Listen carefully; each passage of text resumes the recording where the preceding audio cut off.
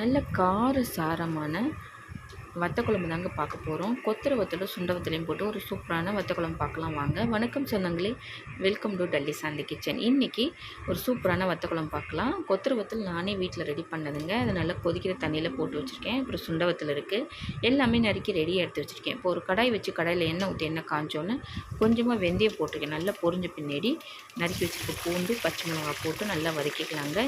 இது வதங்கிட்டு இருக்கும்போதே கொஞ்சம் எண்ணெய் ஜாஸ்தியாக தான் விட்டுருக்கேன். இதுலேயே நம்ம சுண்டவத்திலையும் போட்டு வறுத்துக்கலாம். ஏன்னா சுண்டவத்தில் எண்ணெயிலே நல்லா வறுப்படணும்.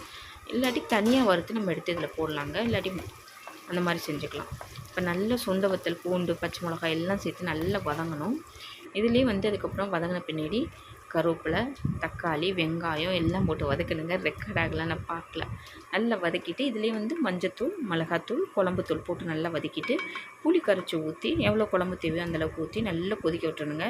கொதிச்சோன்னு இந்த கொத்தரை வத்தலையும் எடுத்து போட்டு நல்ல ஒரு கொதி வந்தோடனே இந்த மாதிரி எண்ணெய் பிரிஞ்சு வரணும். வந்ததுன்னா அருமையான வத்த குழம்பு ரெடி ஆகிடுச்சுங்க. சூப்பராக இருக்கும். இன்னொரு நாள் நான் டீட்டெயிலாக போடுறேங்க. அப்புறம் சுட சுட சாதம் ரெடி பண்ணியிருந்தேன். வத்த குழம்பு நம்ம மாடி தோட்டத்தில் காய்ச்ச பாவக்காய் இருந்தது, அதை பொரியல் பண்ணியிருக்கேங்க. பசங்களுக்காண்டி கொஞ்சம் போல் உருளைக்கிழங்கு பொரியல் பண்ணியிருந்தேன்.